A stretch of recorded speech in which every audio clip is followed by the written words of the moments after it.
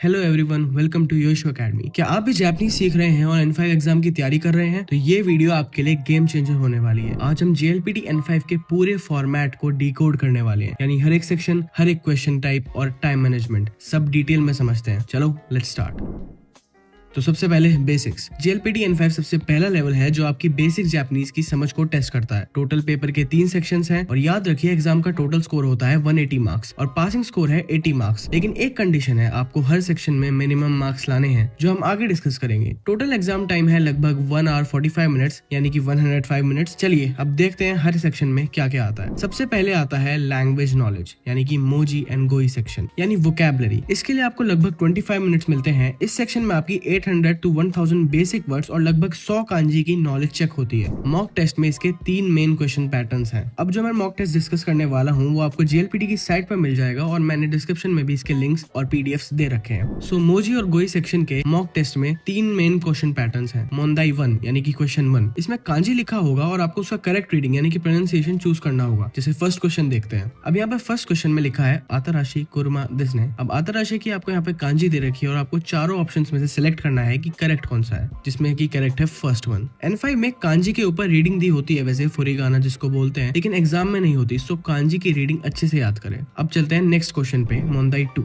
मोंदाई 2 जो है वो मोंदाई 1 का उल्टा है। यहाँ काना यानी कि हीरागाना और काताकाना में वर्ड लिखा होगा और आपको उसका करेक्ट कांजी या काताकाना स्पेलिंग पहचानना है। एग्जाम्पल देखते हैं। जैसे कि सेकंड क्वेश्चन में लिखा है सोतो दे माचिमाशो, तो इसमें सोतो की कांजी आपको चूज करनी होगी 4 ऑप्शंस में से, जो कि है फोर्थ वन। या फिर अगर इसी का काताकाना क्वेश्चन टाइप देखें तो फोर्थ क्वेश्चन में लिखा आनु होतेरो वा यूमे देस, यानी कि होतेरू की हीरागाना लिखी है और आपको उसका काताकाना चूज करना है, जो कि होगा ऑप्शन सेकंड। और थर्ड क्वेश्चन टाइप यानी कि थर्ड मोंदाई होती है कॉन्टेक्चुअल वोकैबुलरी। इसमें ब्लैंक में सेंटेंस के कॉन्टेक्स्ट के हिसाब से आपको करेक्ट वर्ड फिल करना होता है। इसका भी एग्जांपल देखते हैं। जैसे कि फिफ्थ क्वेश्चन में लिखा है असोको दे ताकुशी नी। अब आपको ब्लैंक में चूज करना है कि क्या हो सकता है, जो कि करेक्ट आंसर होगा नोरिमाश्ता, यानी कि मैंने वहां से टैक्सी बोर्ड करी। और अगर सिक्स्थ क्वेश्चन भी देखे तो ये कॉन्टेक्चुअल वोकैबुलरी पर बेस्ड है। कोको वा ब्लैंक देस बेंक्यो देकिमासन। अब आपको एक पिक्चर दे रखी है और आपको कॉन्टेक्स्ट के हिसाब से सोचना होगा कि यहाँ पर क्या हो सकता है। तो सही आंसर है इसका थर्ड, यानी कि उरुसाई,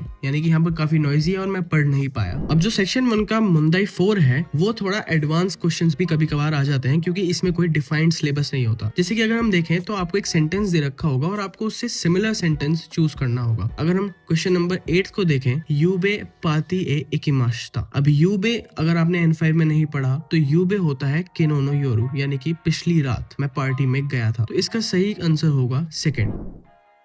सेक्शन 2 बुम्पो एंड दोक्काई। अब आता है सबसे लंबा सेक्शन, लैंग्वेज नॉलेज ग्रामर यानी कि बुम्पो एंड रीडिंग कम्प्रिहेंशन यानी कि दोक्काई। इसके लिए आपको लगभग 50 मिनट्स मिलते हैं। इसमें 3 मेन पार्ट्स हैं, ग्रामर सेक्शन, कंपोजिशन और रीडिंग। ग्रामर का पहला पार्ट है फिल इन द ब्लैंक्स। यहाँ आपको करेक्ट पार्टिकल यानी कि वा, गा, ओ, नी या दे में से या वर्ब फॉर्म को चूज करना होता है। जैसे कि तो हम सेकंड सेक्शन के मोंदाई 1 को देखते हैं, बुम्पो के, जिसमें आपको फिल इन द ब्लैंक्स दे रखा है ओतो तो वा हेया ब्लैंक सोजियो शिमाश्ता। अब इसमें आपको सही पार्टिकल चूज करना है कि कौन सा सही पार्टिकल आ सकता है, और इसमें आएगा नो। ओतो वा हेया नो सोजियो शिमाश्ता, यानी कि छोटे भाई ने कमरे की सफाई करी। मोंदाई 2 को देखें, यानी कि सेक्शन कंपोजिशन, जिसमें हमें होशी एक स्टार लगा हुआ मिलता है। यहाँ एक सेंटेंस के 4 टुकड़े दिए होते हैं जिन्हें रीअरेंज करके एक करेक्ट सेंटेंस बनाना होता है और आपको वो ऑप्शन चूज करना होता है जो स्टार वाली पोजीशन पे आता है। जैसे कि कोरे वा क्योनेन वाताशी डैश डैश डैश डैश शाशिंदेस। और इसमें आपको 4 ऑप्शंस दे रखे हैं, गा, दे,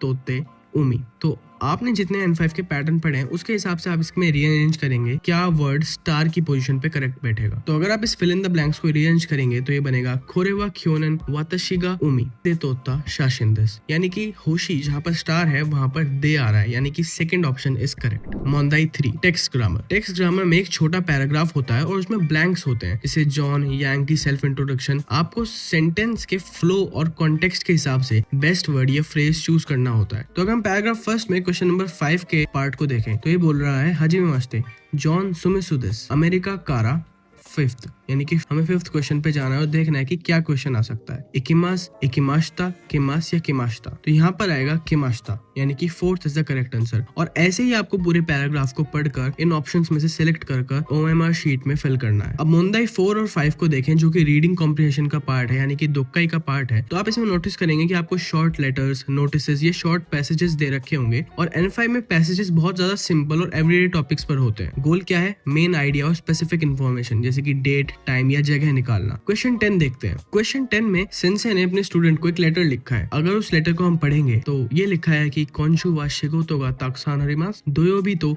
निचियोबी मो इसोगाशी देसु, राइशु नो गेत्सुयोबी नि कीते कुदासाई। अगर आप क्वेश्चन 10 देखेंगे तो लिखा हुआ है सेंसे वा इत्सु जिकान गा अरिमास का, यानी कि सेंसे के पास कब टाइम है। अब आपने पैराग्राफ पढ़ा और पैराग्राफ में लिखा है कि दोयोबी और निचियोबी को वो बिजी हैं, इसोगाशी हैं। उन्होंने बोला हुआ है कि राइशु नो गेत्सुयोबी, यानी कि नेक्स्ट वीक के मंडे को आप आ जाना। तो इसमें सही आंसर होगा फोर्थ, गेत्सुयोबी। और ऐसे ही मोंदाई 4 और 5 में आपको पैरास या फिर नोटिसेस या फिर लेटर्स पढ़कर उनके क्वेश्चंस का आंसर करना होगा, जैसे हम इंग्लिश के एग्जाम में अपने स्कूल में कॉम्प्रिहेंशन में करते थे। मोंदाई 6 की बात करें तो ये है आखिरी रीडिंग का क्वेश्चन, इन्फॉर्मेशन रिट्रीवल। जैसे कि इस मॉक टेस्ट में आपको ट्रेन और बस का शेड्यूल दे रखा है। अब इसमें पूरा पैराग्राफ दे रखा है और इसमें आपसे पूछा हुआ है कि देंशा वा दोरे नी नोरिमास का। अगर आप पैराग्राफ पूरा पढ़ेंगे तो लिखा हुआ है आस्ता इचिगोयामा ए एकिमास, टोक्यो एकिकारा नाकागावा एकिमादे देंशा दे इत्ते, नाकागावा एकिकारा इचिगोयामा मादे बसु दे एकिमास, इचिगोयामा नी गोजेन जो इचिजी गोरो सुकिताई देस, सोचते देंशा वा यासुई होगा ई देस। और आपसे क्वेश्चन पूछा हुआ है देंशा वा दोरे नी नोरिमास का। तो अगर आपने पैराग्राफ पढ़ा होगा तो आपको समझ आया होगा कि टोक्यो एकिकारा नाकागावा एकिमादे देंशा दे इत्ते, यानी कि उसे टोक्यो स्टेशन से नाकागावा स्टेशन तक ट्रेन से जाना है और उसके बाद वहां से इचिगोयामा तक बस से जाना है और उसको इचिगोयामा पर 11 बजे सुबह पहुंचना है। और हमें इसके हिसाब से सही ऑप्शन चूज करना है कि वो अपनी पहली ट्रेन कहां से पकड़े। अगर आप टेबल पर ध्यान देंगे तो फूजी 1 से अगर वो ट्रेन पकड़ता है तो 10:20 पर नाकागावा एकी पहुंचता है और 10:30 से नाकागावा एकी से बस निकलती है जो इचिगोयामा पर 11 बजे एग्जैक्ट पहुंचती है, जो कि हमें पैसेज में भी दे रखा है। तो हमारा करेक्ट आंसर होगा इसमें फूजी 1। सेक्शन 3 चौकाई। अब आते हैं मेरा पर्सनल फेवरेट चौकाई, यानी कि लिसनिंग सेक्शन। इसके लिए आपको लगभग 30 मिनट मिलते हैं। इसमें 3 मेन क्वेश्चन पैटर्न्स हैं। सबसे जरूरी बात, ऑडियो सिर्फ एक बार चलेगा। मोंदाई 1, इसमें आपको एक पिक्चर दी होगी और आपको कन्वर्सेशन सुनकर सही टास्क या सही एक्शन चूज करना होगा। जैसे कि हम फर्स्ट क्वेश्चन देखते हैं और मैं आपको उसकी ऑडियो सुनाता हूँ। 1番、クラスで先生が話しています。学生は今日、うちでどこを勉強しますか？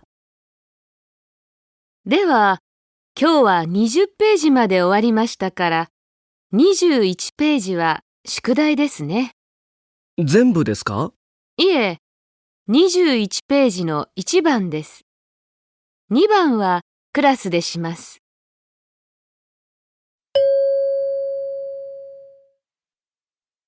学生は今日、うちでどこを勉強しますか？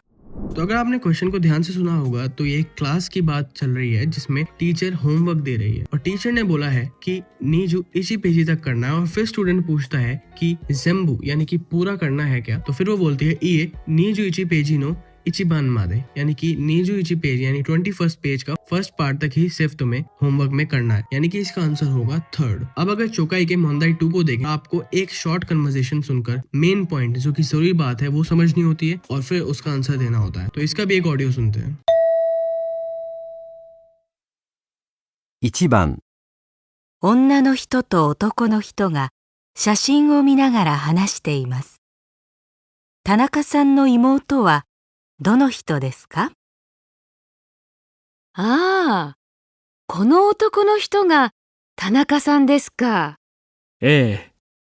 その隣の人が奥さんで、前にいる女の子が田中さんの子供です。かわいいですね。この帽子をかぶっている人は誰ですか？田中さんの妹さんです。そうですか。じゃあ、このメガネをかけている人は？ああ、そちらは妹さんの友達です。